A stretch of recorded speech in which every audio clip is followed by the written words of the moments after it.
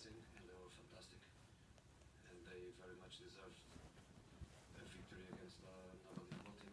And when you win against a fantastic team, the feeling obviously is bad. I don't think it's the best team won the game. I think that Chelsea also played very well today. It's very important for us to have important players out missing today, especially yesterday. Fernandinho, in the same position, Javi Garcia was missing. Sergio Aguero, Nahli, Miller were just coming back. Alba was not 100%, but a lot of things that, of course, have incidents in the result. Do you think you've rejoined a team that can win the championship? No, it's too early to speak about that because there's a lot of games to the end.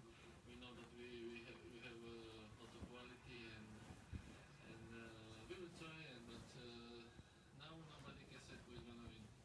I think we are not favorites. Liverpool is a great team. They play one match a week. When the Champions League starts, we all are involved in the Champions League. Liverpool is not involved in the Champions League.